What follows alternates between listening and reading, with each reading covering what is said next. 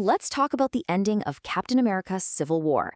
Because the moment that truly broke the Avengers, it probably wasn't the one you're thinking of, and its legacy is so much bigger than just one epic fight. Okay, so let's just dive right in. When you think about the exact moment the Avengers completely shattered, what scene pops into your head? For pretty much everyone, it's that massive, incredible airport battle, right? But what if I told you that wasn't the real breaking point at all? Yeah, as amazing as that whole sequence was, it was really just the opening salvo. The fight that actually ended the Avengers as we knew them was much, much smaller, way more personal, and a whole lot more devastating. We all remember it, right? That huge clash at the Leipzig/Halle airport. It was an absolute masterpiece of action filmmaking, putting friend against friend in a way we had just never seen before on screen. And man, these teams were stacked. The lines were drawn so clearly. Every single hero's choice was driven by something deeply personal. You have straight-up loyalty, like Hawkeye sticking with Cap, versus a need for revenge, like Black Panther initially siding with Tony. This wasn't just some random brawl. It was a physical explosion of this deep ideological crack that had formed between them. But here's the thing you have to remember. This whole giant battle, it was basically a distraction. It was a tactical move by Team Iron Man, and it had one very specific goal: physically stop Captain America and Bucky from getting to Siberia. It was never, ever meant to be the final battle. So to really get what led to the true ending, we've got to rewind. We have to go back to the beginning of the whole conflict. And it didn't start with punches and shields.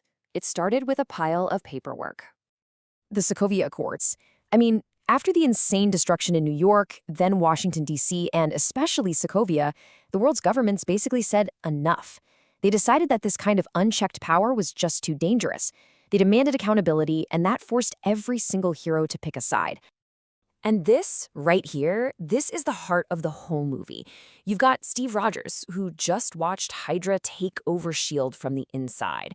For him, giving up control to politicians was just unthinkable. But then you have Tony Stark, who is still absolutely crushed by the guilt of creating Ultron. For him, oversight wasn't just a good idea, it was a moral necessity. But here's the ultimate twist. While all our heroes were busy fighting over principles and politics, someone else was in the shadows, pulling all the strings and manipulating their conflict for his own horrifying purpose. This is what makes Zemo so terrifying. He had no superpowers, no alien army, nothing. His goal was simple and just bone-chilling: revenge. He lost his entire family in Sokovia, and he blamed the Avengers. So he came up with a plan not to beat them, but to make them beat themselves. And his plan, as you can see, was just brilliant. It was meticulous. Step 1, he frames Bucky for a bombing, which creates an easy target.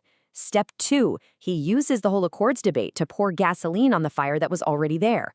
With all the heroes distracted, he lures the 3 most important players, Cap, Bucky, and Tony, to this remote Siberian bunker. All of that was just to set the stage for his final move, revealing the truth on a simple, grainy videotape. And that's it. That's where we find the real ending of Civil War.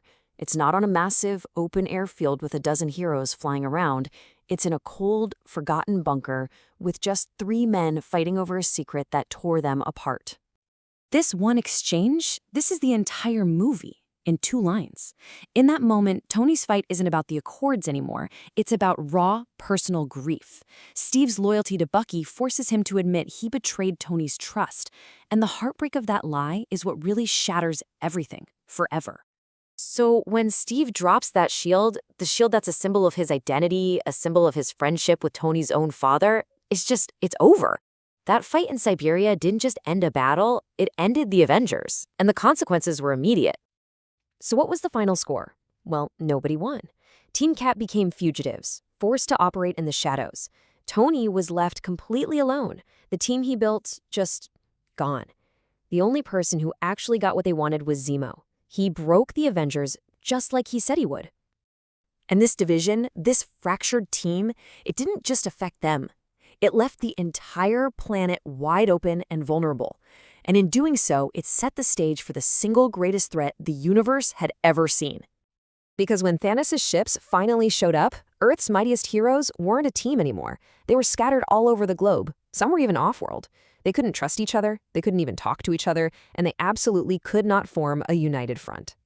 You can literally draw a straight line from that final fight in Siberia directly to the snap.